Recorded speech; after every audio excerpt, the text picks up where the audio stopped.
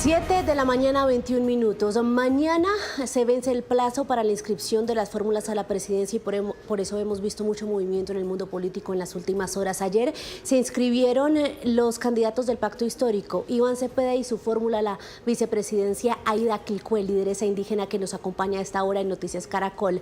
Candidata, bienvenida, un gusto saludarla. Muy buenos días a usted y a la audiencia de Caracol Televisión. Y bueno, aquí estamos para dar las respuestas necesarias al país. Gracias por acompañarnos. Quiero empezar retomando parte de su intervención ayer en la registraduría, cuando usted dijo que también conversó con el candidato Cepeda, que su bandera debe ser sacar la corrupción de la institucionalidad. Nuestro gobierno no puede ser la réplica de las prácticas tradicionales. El cambio debe ser real. Eso es una crítica al actual gobierno a propósito de, mire lo que acabamos de escuchar, de congresistas a los que les ordenan orden de captura por estar en un entramado de corrupción que involucra al actual gobierno? Bueno, primero hay que decirle al país que las prácticas de corrupción no son de ahora, que hoy han empezado a salir, es parte de lo que ha hecho este gobierno y eso lo tengo que reconocer. Claro que han llegado funcionarios que acompañan al presidente Petro y que cometieron estos actos de corrupción, y por eso ayer el candidato presidencial Iván Cepeda dijo muy claramente: vamos a combatir la corrupción, y lo dije yo también, de los que han estado y que puedan estar en nuestro propio gobierno. Y así es de que la tarea es grande, pero esto tiene que ver también con despertar conciencias. Yo vengo de unos pueblos indígenas, de los sectores sociales y populares, donde histórica y milenariamente nosotros no sabíamos ni siquiera el concepto de robar. ¿Quién trajo eso, lo del ladronismo? Pues fue la idea occidental que se empezó a enquistar en el pueblo, en la institucionalidad con mucho más fuerza, y esa ha sido esa práctica tradicional. Candidata, hay quienes analizando todo este panorama dicen que la fórmula a la vicepresidencia tiene que ayudar también a sumar, a hacer crecer la campaña de los candidatos en cuestión, y que en ese sentido, dicen algunos críticos de esta elección, usted hace parte de las bases con las que ya contaba el senador Iván Cepeda para su campaña. ¿Cómo le suma usted al senador Cepeda y al Pacto Histórico en esta contienda? Vamos a sumar sin duda alguna. Están nuestras bases, que han sido un proyecto político de construcción permanente, pero hay mucha gente también de nuestras bases que aún tenemos que seguir en ese trabajo de conversar y converger. Pero también yo creo que por el hecho de ser indígena no quiere decir que no pueda conversar con los que no están de acuerdo con nosotros, o con los que no son indígenas. Yo creo que tenemos que conversar con esas bases de la popularidad que aún están ahí en el olvido y están pensando en el qué hacer del país. Así es de que esta campaña apenas empieza, y lo haremos como lo hemos hecho en muchas épocas de la historia, caminando la palabra, y vamos a caminar la palabra para que esta votación redoble en el país, y esa será nuestra tarea. Senadora Quilcue, cuando alguien suma a una fórmula a la vicepresidencia, no solo se hace, como en este caso, por su valor simbólico, sino que ya estamos viendo ejemplos en los que se les asignan muy importantes labores, además de la jurídica, de la que está en la Constitución, de reemplazar por un periodo temporal o permanente al presidente en caso de ausencia. ¿A usted qué labores le gustaría tener en caso de ser vicepresidenta? ¿Pudo conversar eso con el senador Iván Cepeda, con el candidato? Bueno, lo conversamos, pero lo que más hemos conversado en este momento es que vamos a concentrarnos en la campaña, y poco a poco iremos construyendo, porque entre otras no va a ser una decisión meramente de nosotros. Hemos dicho que la decisión también es del pueblo, y lo conversaremos con los que hoy le apuestan a este gran proyecto político. Sí, senadora, sin duda su aterrizaje en la campaña del senador Iván Cepeda suma unos sectores importantes del suroccidente del país, y cuando hablo de sectores importantes hablo de comunidades en departamentos como Nariño, en departamentos como el Cauca, como el Valle del Cauca, que históricamente han reclamado participación. ¿Cuál es esa participación que usted quiere materializar como vicepresidenta en caso de llegar después del 7 de agosto? Bueno, yo creo que la representación popular, social y comunitaria tiene que ser no solamente una participación para elegirnos, tiene que ser la base social para construir esa decisión de cambio. Y en esas decisiones de cambio tendremos que conversar mucho y por eso yo hablo mucho de caminar la palabra. Caminar la palabra es construir con ellos, como lo ha hecho también el candidato presidencial, y creo que tenemos que ser esa fuerza activa, porque nosotros venimos del tradicionalismo donde siempre han mirado a las comunidades étnicas como los que votan, como los que pueden engañar, como los que se engañaban con los espejos. Hoy no pasa eso. Hoy estamos dispuestos a contribuir al país desde nuestras ideas, desde lo que hemos construido por tantos años en la resistencia, en la lucha, pero también de cara al país y de lo que hemos construido con el país, porque también quiero decir aquí, no, los indios no sirven, las clases populares hay que acabarlas, y yo creo que no es eso. Tenemos que mostrar lo que realmente hemos construido desde los territorios y cómo eso le ha aportado al país. Sí, y pongo su caso particular, senadora, porque en el proceso de paz con las FARC en el 2016 su papel fue determinante, sobre todo en el capítulo étnico. En este sentido, seguramente una de las líneas de este gobierno será trabajar por consolidar la paz total. ¿Qué hay que corregir para que en los próximos 4 años, si ustedes llegan a la presidencia, sí se pueda materializar esa promesa del gobierno? Bueno, lo que hay que corregir es que la base social tiene que estar en unos diálogos. No puede ser unos diálogos unilaterales entre el gobierno y los que hacen la guerra. Yo creo que los que hemos estado en el centro como víctimas tenemos que poner esa voz de los cambios, y ya lo han puesto. Han hecho muchas propuestas de transformación, por ejemplo, sobre los cultivos ilícitos, sobre lo que hoy pasa en el Cauca. Conversemos sobre esto, pero también tenemos que llegar con efectividad con las instituciones, porque también parte de lo que tendría que corregir el gobierno es que aquí tiene que llegar la gente que tenga conciencia sobre la diversidad del país. No nos pueden ver desde el esquema occidental nada más, nos tienen que mirar desde el esquema de la realidad y de la diversidad que hoy representa Colombia.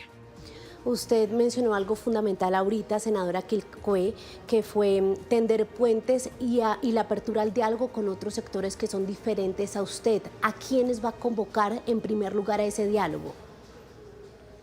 Yo quiero resaltar la propuesta que hizo el presidente Petro, pero también quiero decir que el presidente Petro representa ese proyecto político que muchos en Colombia soñamos y que caminamos por la transformación. De tal manera que yo diría de quienes nos persiguieron, nos asesinaron, y que a muchos de los jóvenes los han señalado y los han estigmatizado, como me ha pasado a mí y a los pueblos indígenas, que nos sacaron los ojos, que nos asesinaron, que nos maltrataron. Yo creo que ese tema hay que ponerlo en el diálogo.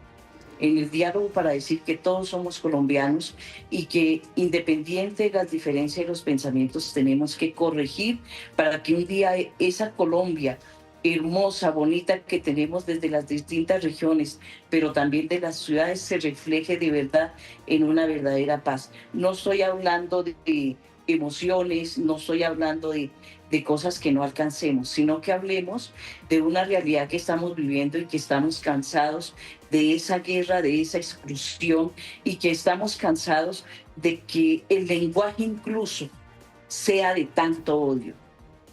Y yo creo que son esas cosas que tenemos que conversar de cara al país. Es el llamado de la senadora Aida Quilpué, fórmula a la vicepresidencia del candidato Iván Cepeda aquí en Noticias Caracol. Doctora Quilpué, gracias por habernos acompañado estos minutos.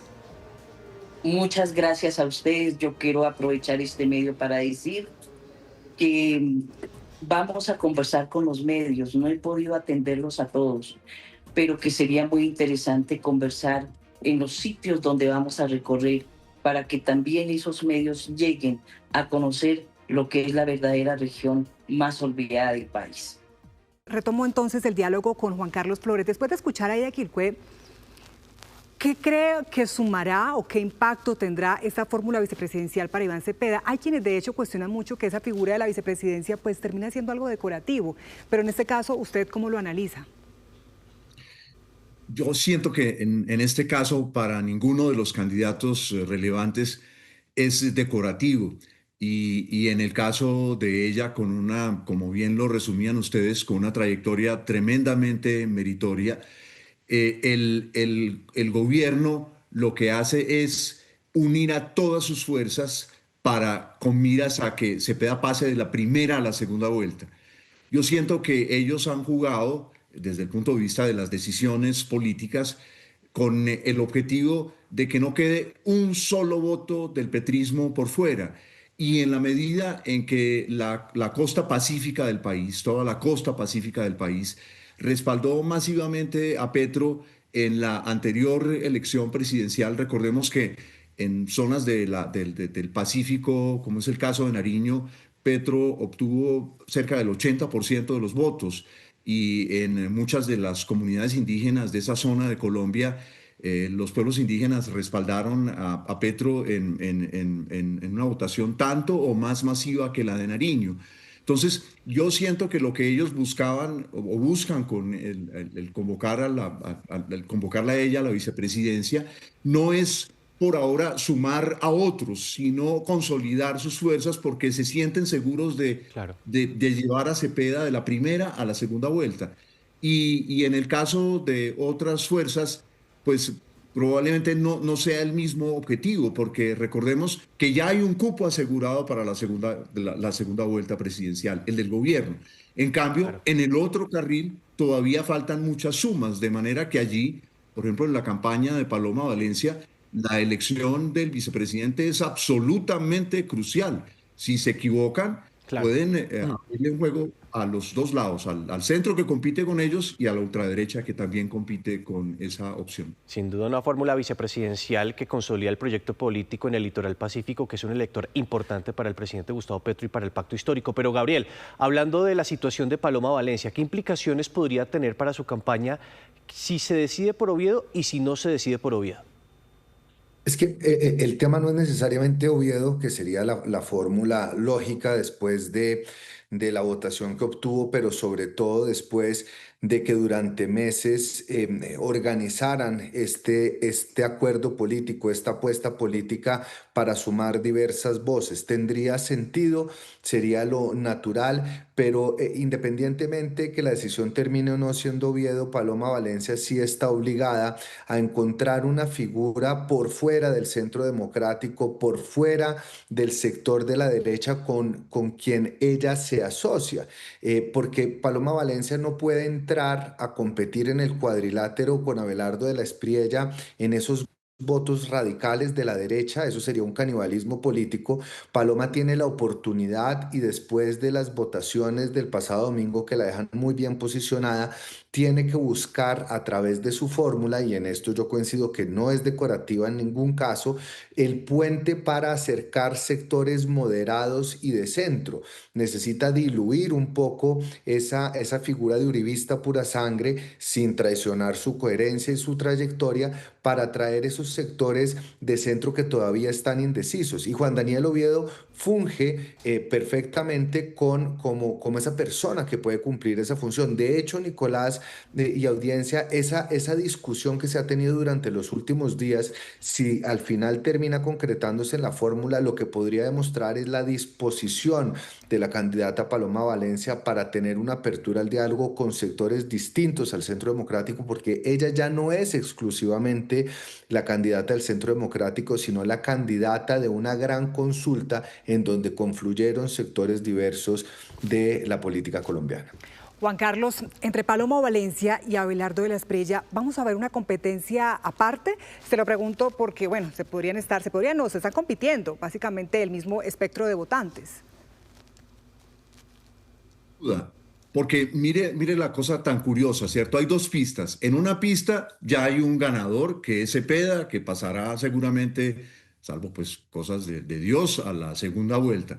Y en esta pista siguen compitiendo. De un lado, todavía hay centro, digamos, Fajardo no ha renunciado a su candidatura presidencial y ahí están votos disputables para que la derecha se pudiera consolidar. Del otro lado está, como usted lo señala, la ultraderecha, en el caso del abogado de la Espriella, y de otra parte, y Gabriel ya daba unos elementos, está una candidata que es de las entrañas del uribismo, pero al uribismo no le alcanza solo para poner su candidata en segunda vuelta. De hecho, fíjense ustedes que en las elecciones del domingo, no todos los votos que fueron depositados por el uribismo para senadores y representantes a la Cámara votaron en la consulta por Paloma Valencia. Es decir, hay una franja de uribistas que todavía está a la espera, que si siente que lo de Paloma Valencia no está cuajando como ellos quieren, se le pueden ir al uribismo para el lado del abogado de la Espriella, de manera que la decisión de si una alianza para intentar captar votos del centro es pantomima o es realidad, es decisiva para ese sector de la oposición. De manera que todavía las cosas en el lado de la competencia Cepeda están crudas. Ahí puede pasar de todo todavía. Sí, muy reñido la competencia sin duda de cara a la primera vuelta presidencial. Y Gabriel, déjeme también preguntarle por otro anuncio que puede agitar el tablero político y se trata con la candidatura de Sergio Fajardo, la posible llegada de Edna Bonilla, que fue secretaria de Educación de Bogotá en la administración de Claudia López. ¿Qué tanto podría aportarle ella a Sergio Fajardo? Bueno, varias cosas. Creo que Edna tiene una trayectoria impecable, es coherente con una figura como Sergio Fajardo, que si bien en esta campaña ha tratado de trasladar el foco de la política de educación a temas como seguridad, mujeres y corrupción, vuelve a plantar un tema que es importante dentro del ADN del fajardismo.